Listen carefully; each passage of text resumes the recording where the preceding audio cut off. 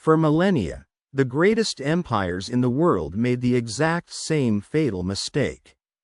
They marched onto the Iranian plateau with swords drawn, absolutely certain they could wipe this civilization off the face of the earth forever. The Macedonian phalanxes of Alexander the Great invaded here. Ruthless Roman legions marched here. Arab armies swept in under the banners of a new religion. And the ferocious Mongol hordes of Genghis Khan tore through, leaving behind nothing but towers of skulls. Any other nation would have vanished permanently after suffering such a catastrophic number of blows. They would have dissolved into the genetic and cultural melting pot of history. Just as it happened with the Babylonians, the Hittites, or the Assyrians. But with Iran, something entirely inexplicable took place. Time and time again, despite losing on the battlefield, losing their capitals, and enduring occupation, the Iranians did something no one else in the world could do. They absorbed their conquerors. Just a few decades would pass and the brutal invaders would begin speaking the Persian language, building Persian architecture, adopting their state bureaucracy, and even wearing their clothes. Again and again, the East essentially digested the West and the nomads. How has Iran managed from antiquity right up to the present day to force every major world power to reckon with it? How did they preserve their identity? And how did it happen that Great Persia, a country with a 5,000-year history, voluntarily abandoned its legendary name, forcing the entire world to call it Iran? This is the story of how a single nation invented the concept of time we live in today, turned geopolitics into a holy war between light and dark, and learned how to lose battles. In order to understand the depth of this civilization, we need to rewind time far back. Traditionally, the Western world considers Mesopotamia, meaning Sumer, and Babylon or ancient Egypt, to be the cradle of civilization. In this worldview, Iran is often sidelined, and that is a massive historical injustice. Evolution took its natural course here. 50,000 years ago, Neanderthals dominated these lands, only to be replaced by Cro-Magnons 36,000 years ago. But the real revolution began later. Archaeologists have discovered urban like the Geruft culture and the Sek ziggurat dating back 6,000 to 7,000 years. Ceramic vessels from the 4th millennium before Christ irrefutably prove one of the oldest civilizations on the planet evolved right here, standing shoulder to shoulder with Mesopotamia and China. The first major geopolitical player in these lands was Elam, a state in the southwest of modern Iran with its capital in the city of Susa. The Lamites were so powerful that by the 26th century before Christ, they were practically dictating their will to the event happened in the 23rd century before Christ when the Arcadian king Naram-Sin went to war with Elam. The conflict didn't end with a simple truce. A written treaty was signed. It guaranteed Elam's independence on the condition that they aligned their foreign policy with Akkad. Think about that. This is the first documented international treaty in human history. The Iranian space stood at the very origins of global diplomacy. Genetically, however, the Hittites were closer to the people of Mesopotamia. The people we call Iranians today arrived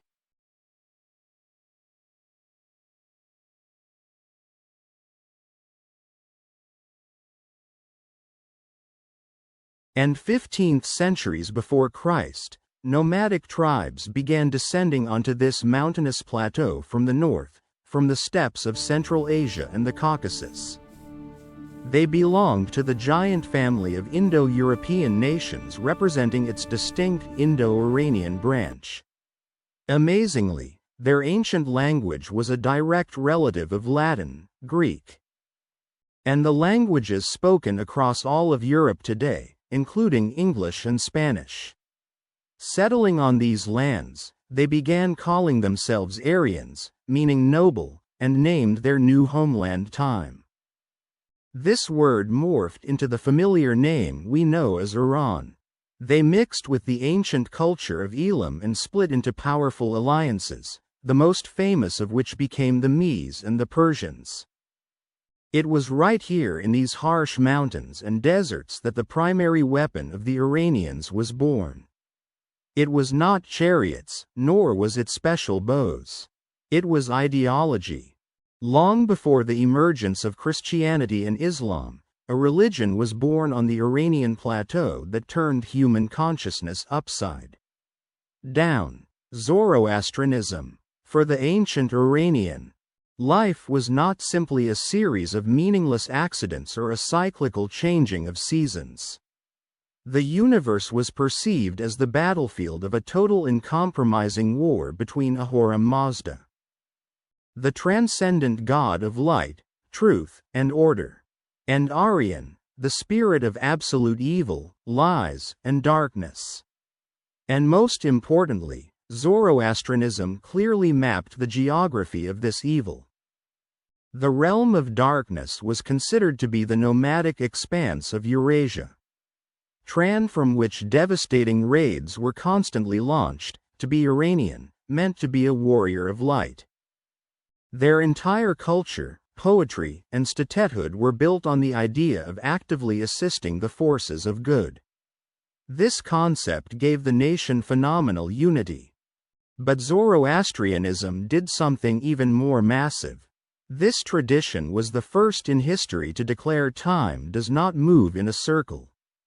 Time is linear. The world had a beginning, creation. And it will have an inevitable end. A final battle between light and dark. A purification of the world by fire and a last judgment. How did this idea conquer the world? When the Persians conquered Babylon in the 6th century before Christ, they liberated the Jews who were languishing there in captivity.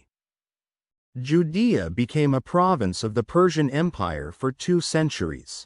During this period of close contact, Jewish thinkers adopted from the Zoroastrians the culture of anticipating the end of times.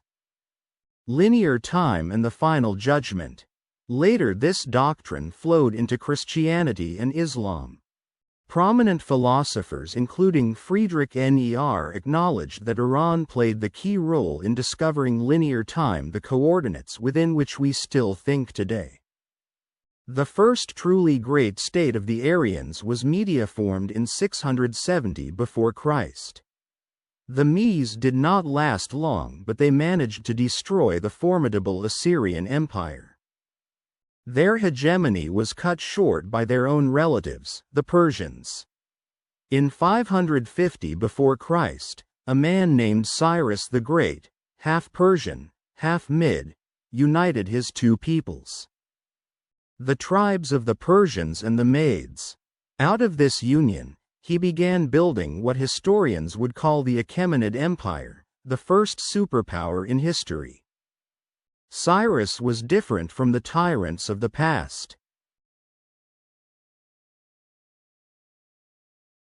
When conquering Lydia, the Greek city-states of Asia Minor or Babylon, he did not destroy their temples, nor did he enslave their populations.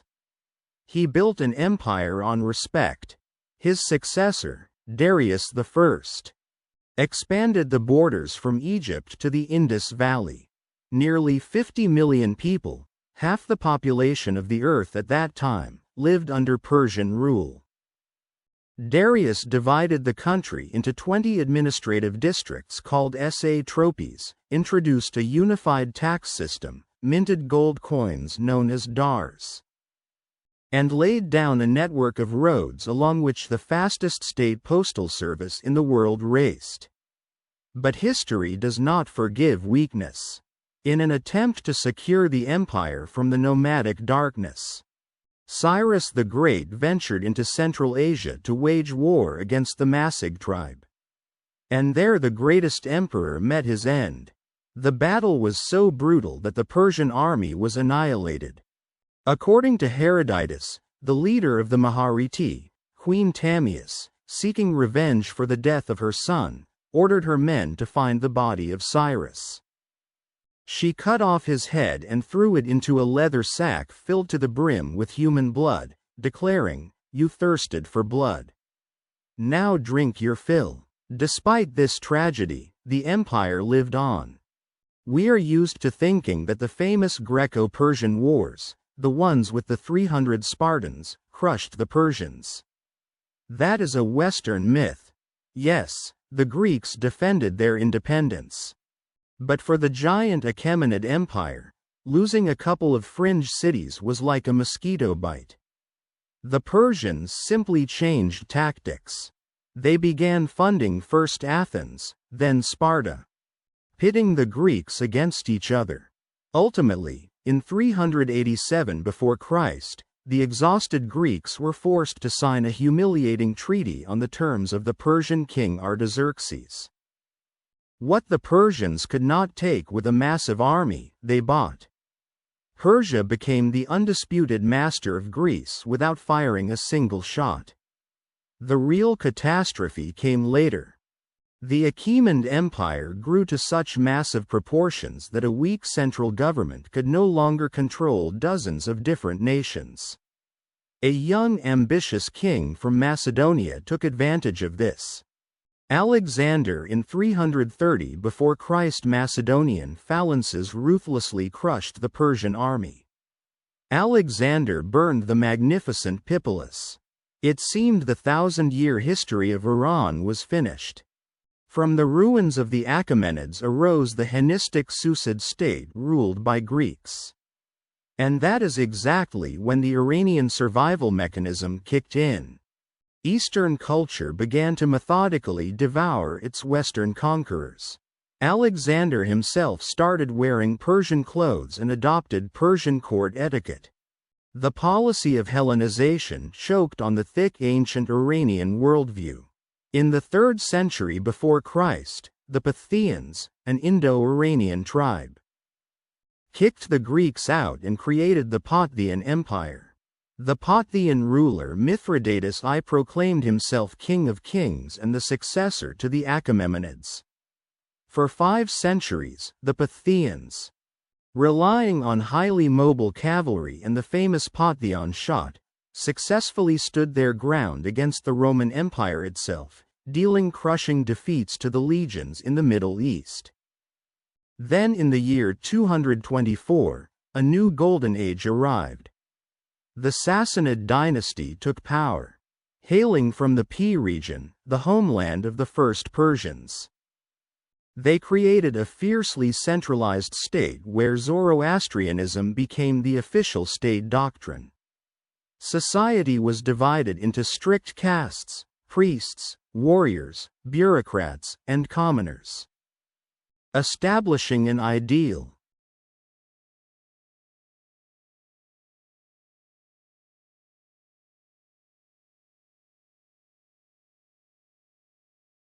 Meritocracy. Sassanid Iran was a superpower that waged grueling wars for almost 400 years. First with Rome and then with Byzantium for control over Mesopotamia and the Caucasus.